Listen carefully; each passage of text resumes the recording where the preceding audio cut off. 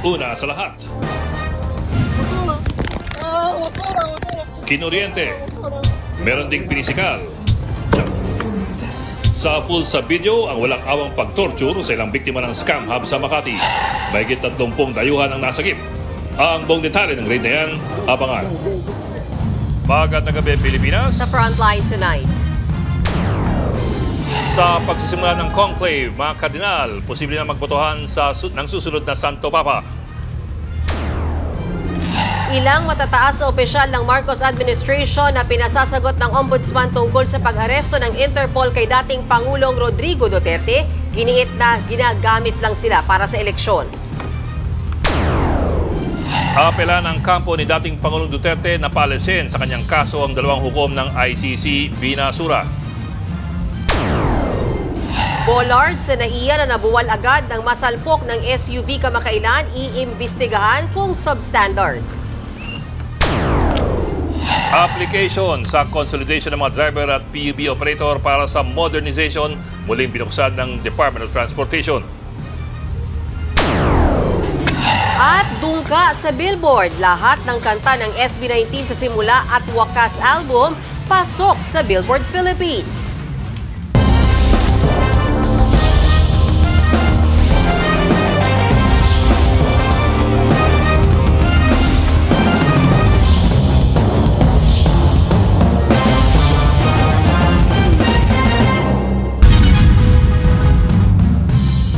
Bangungutang sinapit ng ilang dayuhang pinagtatrabaho umano bilang scammer sa Makati City. Mahigit 30 dayuhan ang nahuli ng Bureau of Immigration. Nakuhanan din ng video ang actual na torture. Nasa frontline ng balitang yan si Gerard de la Peña.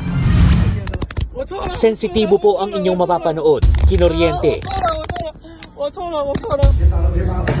At meron ding sinasaktan habang walang kalaban-laban.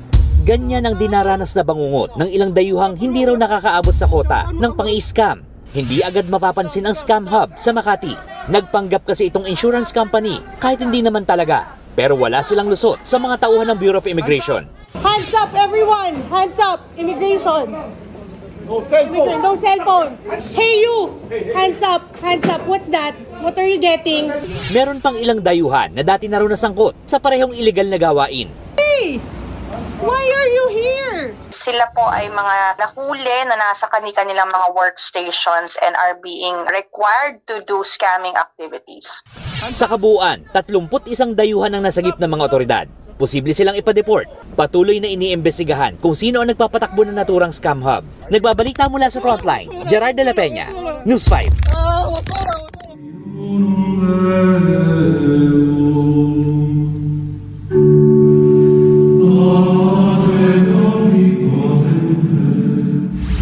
Nagpo-prosesyon na po ang mga kardinal papunta sa Sistine Chapel para sa conclave. Ikakandado sila sa kapilya para magbotohan ng susunod na Santo Papa.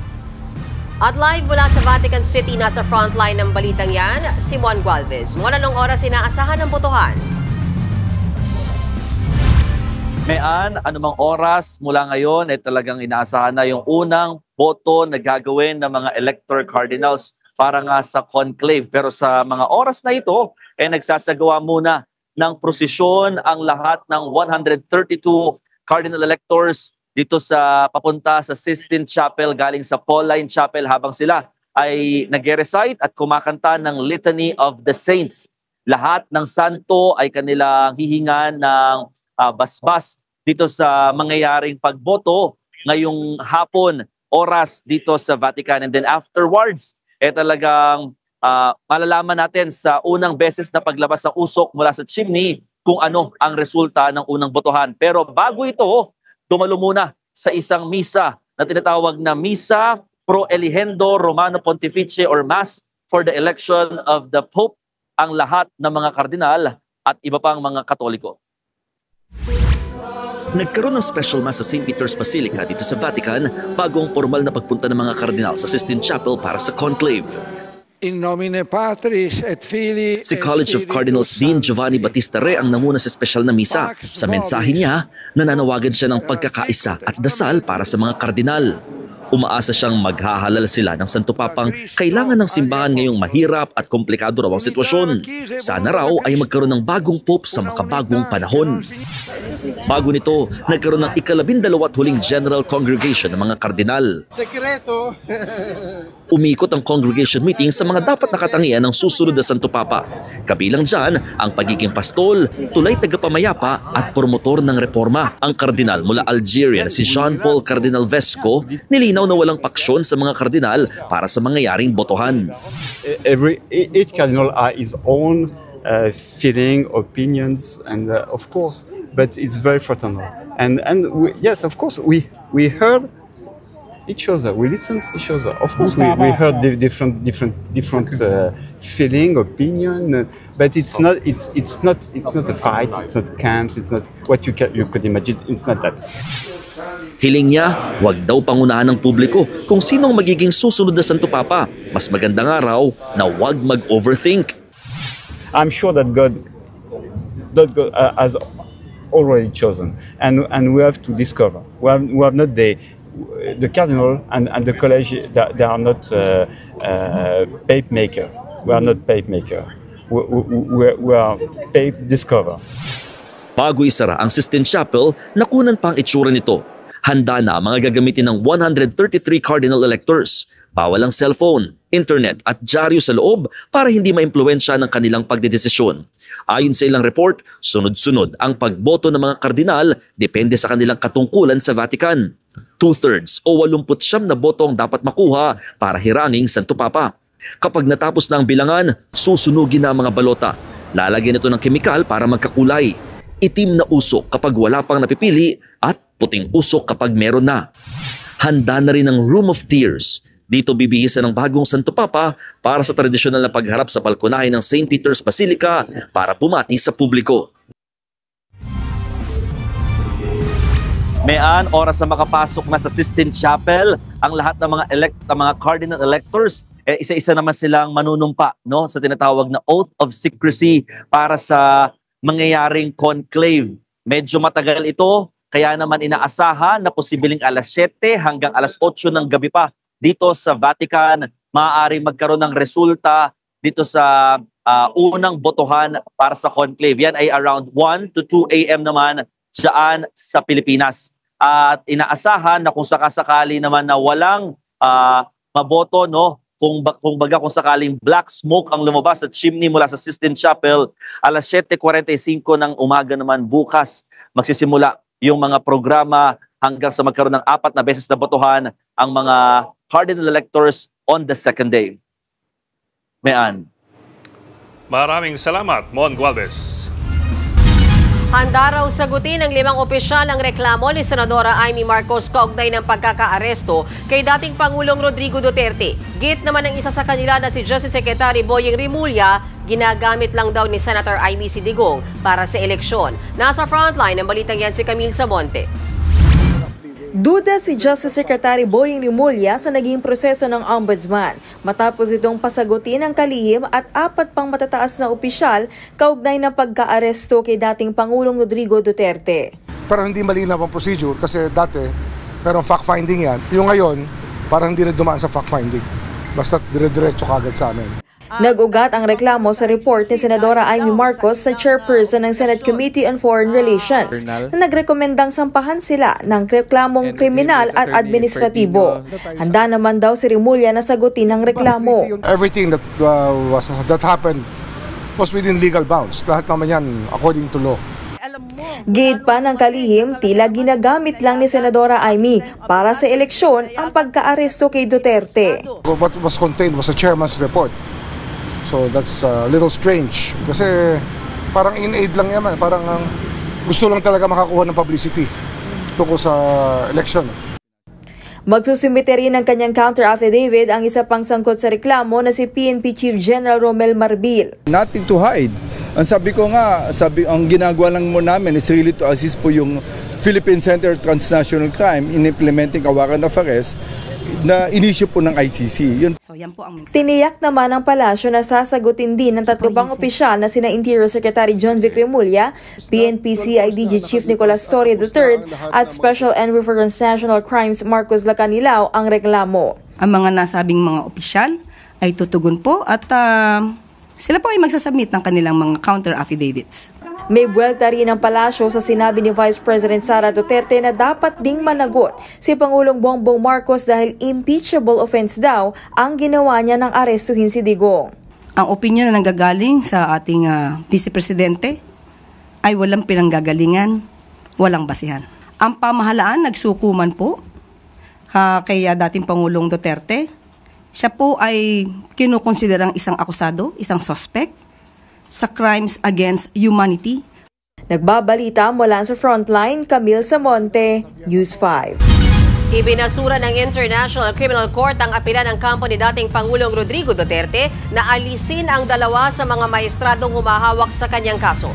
Base sa dokumento ng Pre-Trial Chamber 1, pwede lang daw magbitiw sa pagilitis ang ICC judge kung siya mismo ang hihiling nito. Mayo 1 nang hilingin ng kampo ni Digong na alisin sa kaso sina Judge Rain Adelaide, Sophie Alapin-Gansu at Maria del Socorro Flores Liera.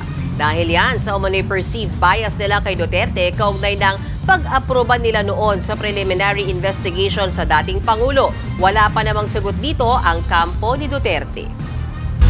Bumuwelta si VP Sara Duterte sa pahayag ng Malacanang na huwag siyang maging asal bata. Nagugat po yan sa pahayag ng bise na alam niya raw kung paano mabebenta ng 20 pesos ang kilo ng bigas pero hindi siya makikipagtulungan sa administrasyon.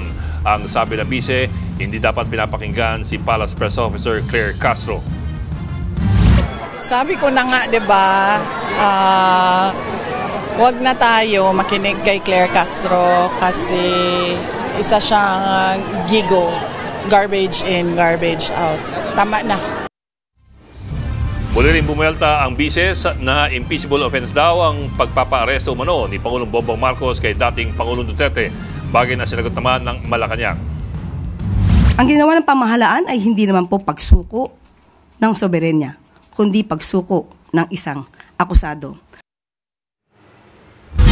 Pinasisibak sa pwesto ang dalawang pulis na umano'y nag-moonlighting o rumakit bilang security ni Davao City Representative Paulo Duterte. Ayon sa PNP, hindi raw otorisado ang pagsama nila sa kongresista sa isang bar kung saan nag-viral ang pananakit niya sa isang negosyante. Isinuko raw nila ang kanilang baril at ID pero nag-absent without leave. Kasama rin sa pinasisibak ang kanilang hepe dahil posible raw na pinayagan silang mag-moonlighting. Bukod sa kanila, napag-alaman ding may dalawang kasamang sundalo si Pulong sa bar. Once we file dishonesty, that's perpetual disqualification from any government post. So ito po yung babala sa mga pulis natin. Make sure to take your job religiously. Naunang nagsampa ng reklamo ang negosyanteng nakaalitan ni Pulong sa National Prosecution Service ng DOJ. Gate naman ni Justice Secretary Crispin Remulla, hindi raw siya nagdidikta sa gagawin ng mga prosecutor kaugnay sa reklamo. Hahayaan daw niya ang mga prosecutor pagdating sa paghawak ng reklamo laban sa mambabatas. I was told about it. We will look into it. We'll let the prosecutors handle it. Hindi naman ako nagdidictate ng gagawin ng prosecutor. We give enough leeway and very transparent ang process dito.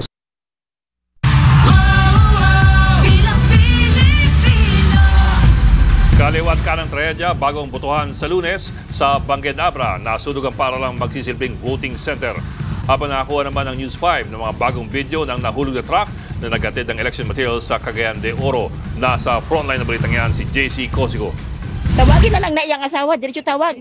Sugatan ang lalaking yan matapos mahulog sa bangin ang kanilang sinasakyang truck sa Upper Puerto, Cagayan de Oro kahapon. Truck yan ng service provider ng Comelec na naghatid ng mga gamit sa eleksyon sa Bukidnon. Pabalik na raw sana ito na mangyari ang aksidente. Ayon sa pulisya, nawalan ng preno ang truck at nakasagi pa ng tri-cab. After the collision, tinanggal niya yung pader ng isang village, then nalaglag siya doon sa bangin. Isa ang kumpirmadong nasawi na checker umano ng service provider. Handa namang magbigay ng tulong ang Comelec sa pamilya nito. Nasunog naman ang isang paaralan sa Bangged, Abra. Ito ang nag-iisang voting center ng isang barangay doon. Inaalam pa ang sanhi ng sunog. Handa raw magtayo ng makeshift polling center ang COMELEC sa lugar. Hindi po tayo lilipat ng polling place. Kung inaasahan ng kung sino man na may kagagawan at kung yan naman ay intentional, isang presinto, that can materially affect the result for mayor, for councilors. Napaka-importante po ang bawat boto dyan. Dadagdagan din daw ang security personnel doon. Pag-uusapan naman ng COMELEC on-bank kung makakaapekto ito sa desisyon kung isa sa ilalim sa COMELEC control ang Abra. Samantala, nabanggit din ni Garcia na suspendido ang final testing and sealing ng automated counting machine sa isang bayan sa Zamboanga, Sibugay dahil sa engkwentro ng militar at mga rebelde. Pwede pa rin naman daw gawin ang final testing and sealing hanggang sa mismong araw ng eleksyon sa May 12 bago magbukas ang presinto.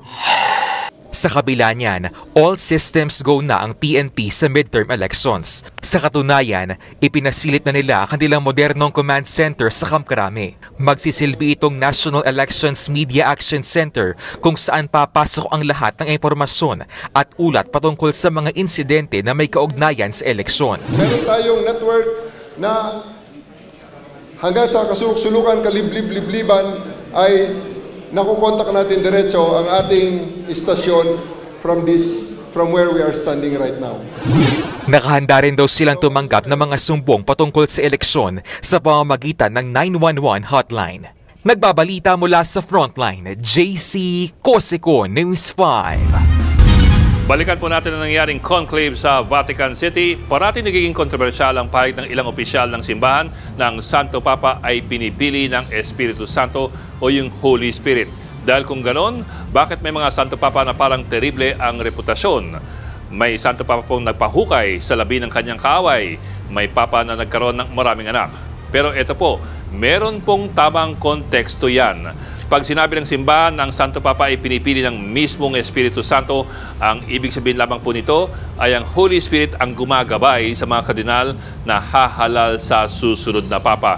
Gumagabay pero hindi po maaring pilitin para yung konsepto ng free will. Sa huli, nasa mga kardinal yan kung sino ang kanilang pipiliin at kung makikinig ba sila sa mga kuro-kuro, mga chismis o sa kanilang mga konsyensya.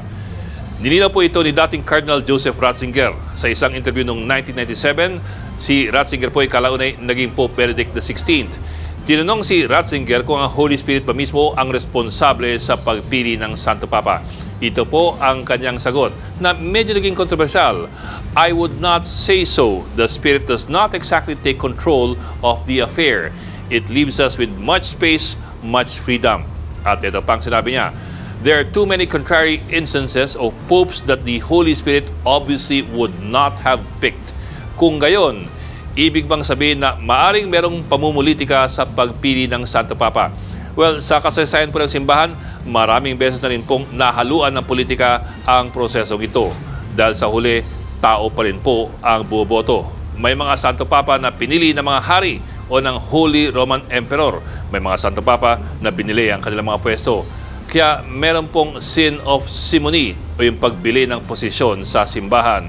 Ito po ang isang nakakabiglang halimbawa ng politika sa Roma. Sa bisperas ng conclave, ito ang nilabas ng isang online news site na nagpapakilalang isang Italian Catholic website. Ayon po sa Daily Compass, ang Pilipino Cardinal na si Chito Tagle, isa sa mga nabansagang papabili o paborito, ay mahilig raw sa casino. At hindi lamang mahilig, siya raw ay lulong sa pagkakasino at dun pa sa Macau. Ayon sa website nito, meron daw silang 5 source kasama ng 3 source daw sa Macau na nagsasabi na tumataya raw si Tagle gamit ang isang proxy o isang pumopronta lamang. Yun lang, hindi malinaw kung paano malululong ang isang tao sa kasino kung hindi naman siya ang mismong tumataya. Parang sinabi mo na mahilig ka mag-swimming pero iba ang nagsiswimming para sa'yo. Wala ring nilabas na pruweba ang website basta meron daw silang source. At ito ang mas nakakamangha. Si Tagle raw, ayon sa Italian website na ito, ay bahagi ng isang network ng mga bilyonaryo na sangkot sa pagpapalago ng mga kasino sa Asia. Yun lang, pinikap na po ito ng ibang websites gaya po ng collegeofcardinalsreport.com, isa na namang grupo na nagpapakilalang independent Catholic journalist. Ang alegasyong ito, tinawanan lamang ni Father Nono Alfonso, direktor ng Jesuit Communications, na matagal katrabaho ni Tagle. Wala raw bisyo si Colonel Tagle at hindi pa raw siya nakakapunta ng Macau. Pero hindi rin nakakagulat ang ganitong mga taktika kahit sa pagpili ng susunod na Santo Papa. Dahil sa huli, tao pa rin ang magdedesisyon kung makikinig sila sa Espiritu Santo o sa masamang espiritu.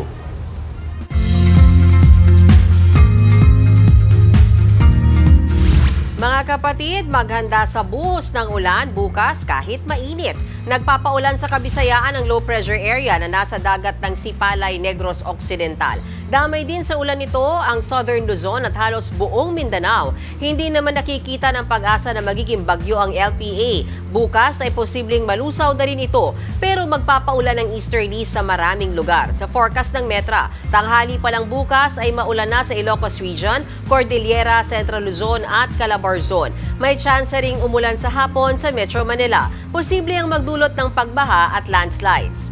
Sa kabila niyan, pumalo naman sa 46 degrees Celsius ang highest heat index kanina sa Sangli Point, Cavite. Sumunod dyan ang Catarman, Northern Samar at 45 degrees Celsius. Bukas, 16 na lugar ang posibleng makararanas pa rin ng danger level na heat index. Ingat mga kapatid dahil posible ang magdulot ng heat stroke.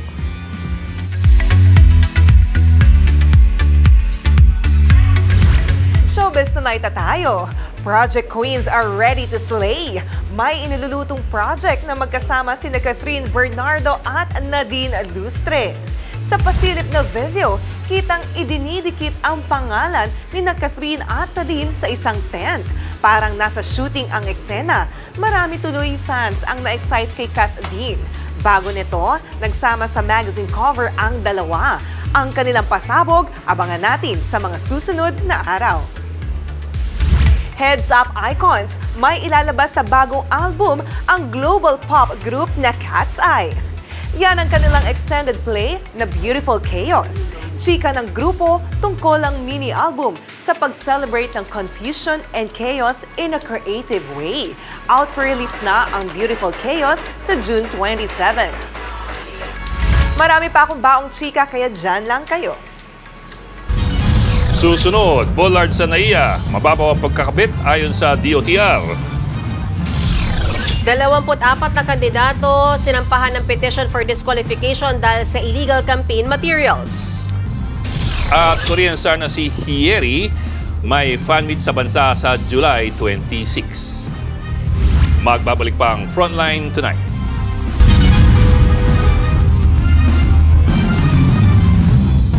Mga kapatid, Ed Lingao po, nasa Estados Unidos, Canada o saan mang dako ka ng mundo, manatiling may alam at may pakialam sa mga mainit na balita dito sa ating bansa. Simulan natin ang bawat araw sa tuloy-tuloy na balitaan sa Frontline. Mag-follow at mag-subscribe sa social media pages ng News 5.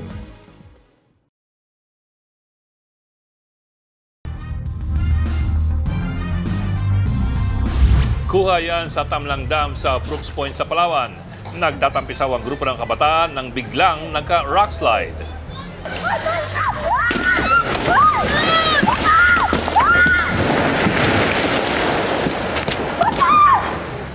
Malalaking tipak ng bato ang nagbagsakan. 4 ang sugatan kabilang ang 2 menor de edad. Nakaligtas naman sila. Nabistong mababaw ang pagkakabit sa mga bollards sa NAIA na naging proteksyon sana ng mga nasawi sa malagim na aksidente sa Terminal 1 itong weekend. Iimbestigahan din kung substandard ang mga ito. Nasa frontline ng balitang yan si Gerard de la Peña. Hindi pa rin lubos maisip ng marami kung bakit pumalpak ang bollard na harangin ng bumanggang SUV sa NAIA Terminal 1. 8 million pesos ang nagastos sa paglalagay ng mga bollard sa departure at arrival area sa 4 na terminal ng NAIA noong 2019. Pero ayon kay Transportation Secretary Vince Dizon, hindi maayos ang pagkabit sa mga ito. Nakita ko yung bollard, bumigay, napansin ko, medyo mababaw ang pagkabaon eh. Para hindi na maulit ang disgrasya, nangako ang New NAIA Infrastructure Corporation na papalitan na ang lahat ng bollard sa paliparan. Sisiguruhin daw nilang mas malalim na ang pagkakabaon ng mga ito. Iimbestigahan din ng DOTR kung substandard ang mga bollard. Responsibilidad po ng mga nasa gobyerno yan. No, sila po ang nagpabid yung nangasiwa ng proyekto? Sila po ang nagbid niyan. No? Maniga International Airport Authority ang nagpabid niyan, siyang nag-award niyan. at siya nag-oversee ng pagkakabit niya. Lahat yan may pananagutan. Ikinabit ang mga bollard noong panunungkulan ni dating Transportation Secretary Arthur Tugade noong 2019. Sa isang text message, sinabi ni Tugade na suportado niya ang anumang investigasyon sa issue. Pabor din daw siya sa pagsampa ng kaso sa mga dating opisyal at kawani, pati na ang pagban at pagsasampa ng reklamo sa mga kontraktor. Dahil naman sa malagim na insidente, babaguhin ang sistema ng pagbababa at pagsakay ng mga pasahero sa NAIA. Aalisin na ang diagonal parking sa Terminal 1 at 2 at igagaya sa parallel pick-up and drop-off na ginagawa ngayon sa Terminal 3. Pero kung eksperto ang tatanungin, mas mainam daw na hindi na ito baguhin. The diagonal parking has not been a problem for the last 30 years. It is meant to minimize traffic. Pagka parallel, nagkakagulo sa pick-up departure because vehicles do not leave at the same time. Suhestyon pa ni Santiago, kung papalitan ang mga bollard sa NAIA, dapat ay mga bollard na may rollers na tutulong para mag-iba ang direksyon ng sasakyan kapag tumama rito. Nagbabalita mula sa Frontline, Gerard de la Peña, News 5.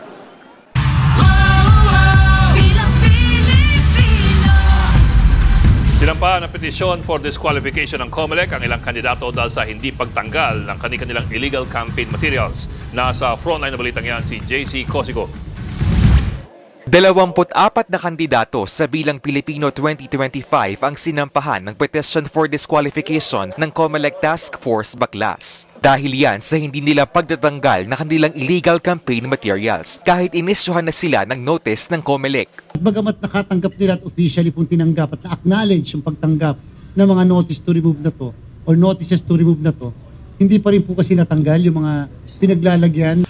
Kabilang sa pinetisyong ma-disqualify si senatorial candidate Eric Martinez. Sa isang pahayag, sinabi ni Martinez na nire-review na ito ng kanilang team. Nakikipag-ugnayan na rin sila sa COMELEC para matugunan ang issue. Nire-respeto rin nila ang mga patakarang itinakda ng COMELEC sa pangangampanya at tiniyak na susunod sila.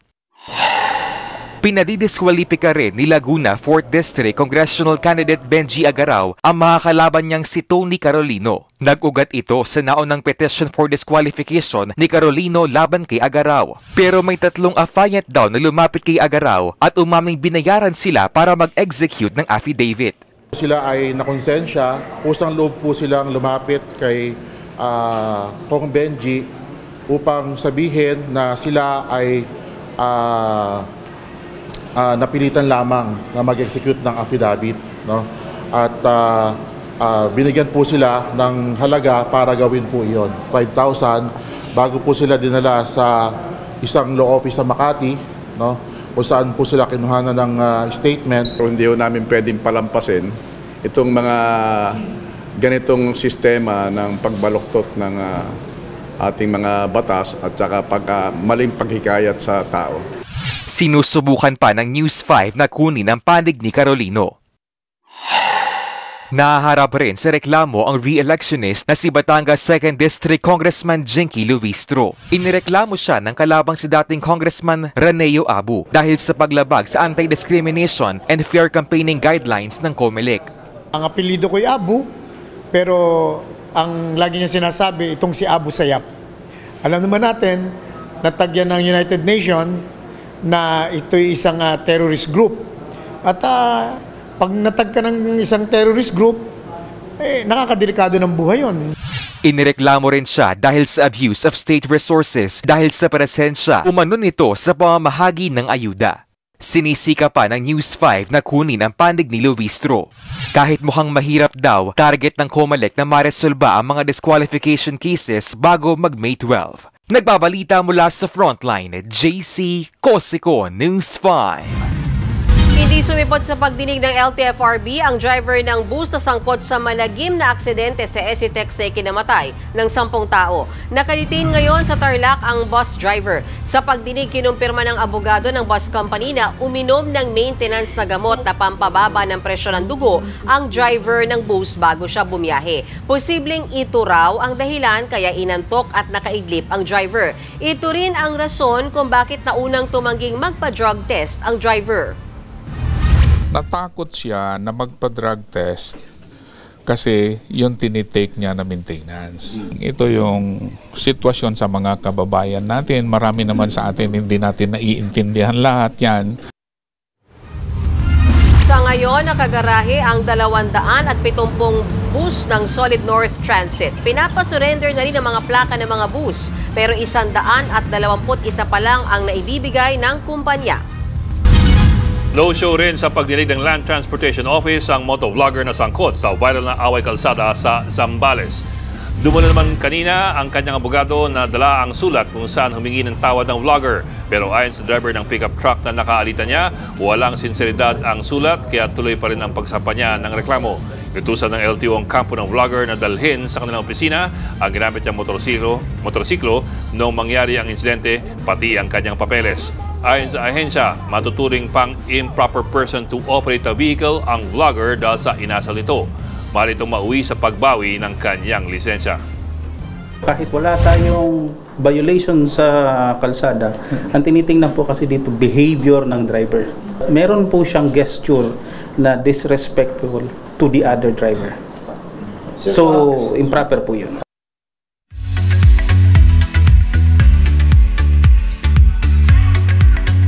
For the first time, bibisita sa bansa ang Korean star na si Yeri para sa kanyang upcoming fan meet. Mark your calendars dahil gaganapin yan sa July 26 sa New Frontier Theater sa Cubao, Quezon City ang venue ng fan meet. To be announced pa ang details para sa ticket sale at seats. Mag-iikot din si Yeri sa Japan, Hong Kong, Macau, Taiwan, Vietnam, Indonesia at Malaysia. Bumida ang aktres sa ilang K-drama kabilang ang Reply 1988, My Roommate is a Gumiho at Friendly Rivalry. Bago mag-venture sa acting, nakilala siya bilang member ng K-pop group na Girls' Day. Abangan, susunod na Santo Papa, manggagaling kaya sa Asia. At ang bagong achievement ng P-pop king na SB19 sa music chart. Tutok lang mga kapatid dito sa Frontline Tonight. Mga kapatid, Mean Los Baños po. Nasa Europa o saan mang dako ka ng mundo, manatiling may alam at may pakialam sa mga maiinit na balita dito sa ating bansa. Simulan natin ang bawat araw sa tuloy-tuloy na balitaan sa Frontline. Mag-follow at mag-subscribe sa social media pages ng News 5.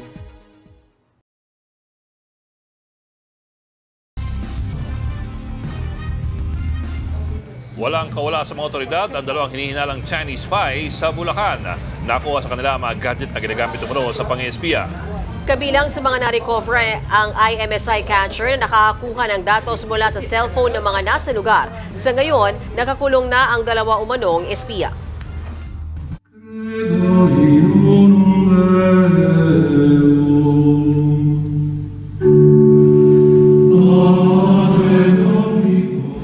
Dalawang Pinoy ang frontrunner na posibleng maging susunod na Santo Papa.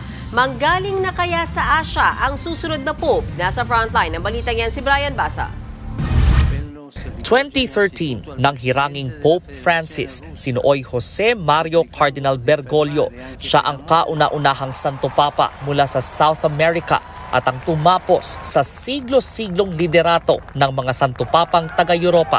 Ngayong bakante na ulit ang trono sa Batikano, nabuhay ang posibilidad na magkaroon ng unang modern-day Asian Pope. Para sa Heswitang si Father Nono Alfonso, malaki ang tsansang sa Asia manggagaling ang susunod na Santo Papa. Matunog ang pangalan ng kanyang matalik na kaibigan at dating gurong si Luis Antonio Cardinal Tagle. Asian Francis ang tawag ng marami kay Cardinal Tagle. Many of us, di ba, want na maipagpatuloy yung mga nasimulan ni Pope Francis. And therefore, many of us would want a leader similar like Pope Francis, championing the poor, championing the environment, reforming the church. Mula sa middle-class na pamilya si Cardinal Tagle o Father Chito para sa mga malapit sa kanya. Naging scholar at working student sa Pilipinas at sa Amerika. Kilala siya sa pagiging charismatic. Yung mga kasama namin dito sa JESCOM, kinukumusta, kumusta na yung nanay mo? Magugulat ka, ay naalala niya. Diba? So, ano po yan? He is a sincere person, a man of faith. And so, may may pakialam siya sa mga tao. Para kay Father Nono, malaki ang kapakinabangan kung si Tagle ang susunod na Pope. Whatever the world needs, if he's needed, and if the Spirit wants him, then we have to let go. So, itinuturing ding dark horse o posibleng Santo Papa ang isa pang Pinoy na si Pablo Virgilio Cardinal David o Cardinal Ambo para sa marami. Kilalang maingay sa iba't ibang issue, partikular nung kasagsagan ng drug war. Yung mga efforts po niya to build mission stations here in our diocese, that's one of his well-known efforts. Taga-Asya man o hindi ang susunod na Santo Papa, naway mapagbuklod niya ang lahat ng mananampalataya ng simbahang Katolika at isulong ang pag-ibig at malasakit para sa lahat. Nagbabalita mula sa Frontline, Brian Basa, News 5. Muling bubuksan ng LTFRB ang aplikasyon para makapag-consolidate sa mga kooperatiba ang mga tsuper para sa Public Transport Modernization Program. Walang deadline na tinakda ang ahensya para dito. Papayagan din daw ng LTFRB na mamasada muli ng isang taon ng mga driver na nahinto sa kanilang pagpapasada dahil tumangging magpa-consolidate. Pwede rin mag-apply ang mga nabigo noon sa aplikasyon. At kung wala pang kooperatiba ang isang ruta, maaari raw silang magtayo ng sarili ng kooperatiba kung below 60% ang consolidation. Pag less than 65% pa lang ang nagpa-participate in a certain route, yes, pwede kang sumama. Or they can create new routes and then sa kanila namin ibibigay. Sa kabila niyan, hindi pa rin kumbinsido ang ilang transport groups. Giit nila, mga negosyante lamang daw ang makikinabang sa konsolidasyon. Good news para sa mga kapitalista, good news para doon sa mga chairman ng kooperatiba na ang gusto lamang ay pagkakitaan ng mga operators at drivers. Hinihiling natin kay Secretary Vince Dizon na hayaan tayo na makapag-modernize bilang single operator. Selos at galit sa trabaho ang tinitignang motibo sa pananaksak sa empleyado ng shawarma store sa Quezon City. Ayon sa Quezon City Police District, dati raw magkatrabaho ang biktimang si Laika Bernardo at ang suspect na si Eduardo Lagulao Jr. Napagalamang natanggal sa trabaho ang suspect. Hindi naman nakuha ang mga personal na gamit ng biktima kaya isinantabi ang motibong pagnanakaw. Nitong Sabado, patay sa pananaksak si Bernardo. Patuloy namang tinutugis si Lagulao. Sila po ay magka-shift, magkasabay sa mga shift. At nito lamang 3 linggo nung nag-inventory itong biktima sa mga products nila ay may nakita siyang discrepancy. So doon nalaman ng management at naiging sani ito na kung saan tinanggal sa trabaho itong suspect. Abangan, 6 na kanta mula sa simula at wakas album ng SB19 lusot sa Billboard Philippines Hot 100. Tuloy-tuloy ang balitaan dito sa Frontline Tonight. Mga kapatid, Ed Lingao po, nasa Estados Unidos, Canada o saan mang dako ka ng mundo, manatiling may alam at may pakialam sa mga mainit na balita dito sa ating bansa. Simulan natin ang bawat araw sa tuloy-tuloy na balitaan sa Frontline. Mag-follow at mag-subscribe sa social media pages ng News 5.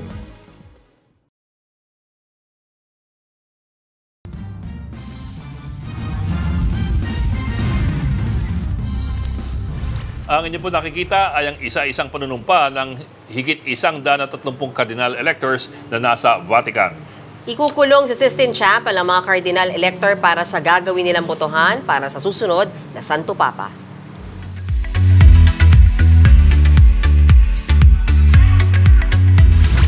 Domination kung domination ang mantra ng P-pop kings na SB19. Pasok lang naman sa Billboard Hot 100 ang lahat ng kanta nila sa kanilang simula at wakas album. Pakinggan natin yan.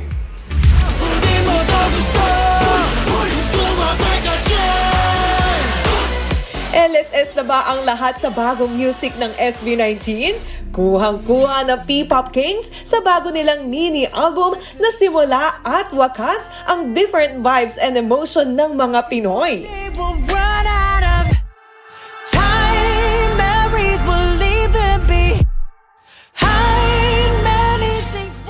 Pasok Pasok lang naman lahat ang 6 na kanta ng EP sa Billboard Philippines Hot 100 for the week of May 10. Nangunguna dyan at 13th spot ang kantang Damn na victory anthem for challengers.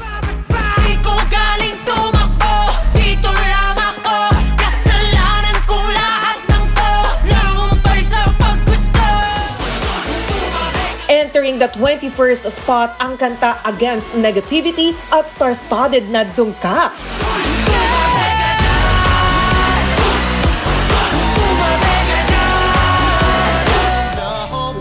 35th place naman ang nakakaiyak na Time for Our Loved Ones na sinasabi ngayong next big tearjerker ng Mahalima since Mapa.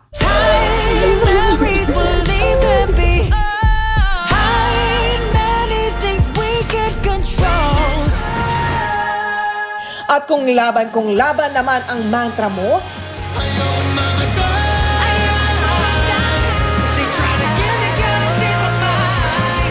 ito ang kantang Quit at 71st spot.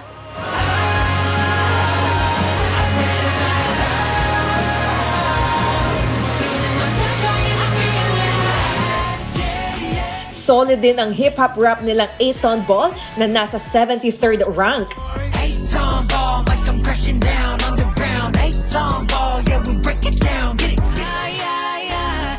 Last but not the least, at 86th spot, ang Shooting for the Stars, na perfect sound trip for chasing our dreams.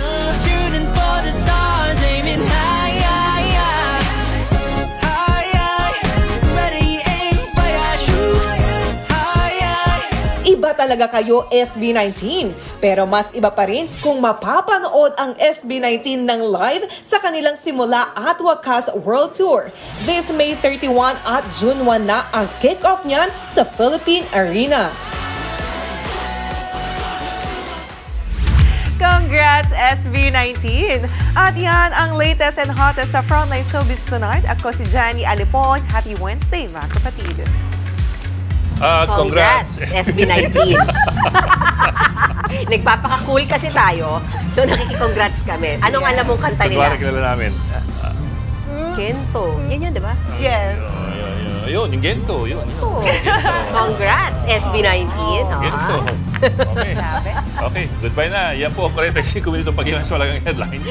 Balitaan at diskusyon para sa paghubog ng matalinong opinyon. Kami yung kasangga sa pagbabalita. Ako po si Mehan Los Baños. Ako lang po si Edwin Gao. Magandang gabi.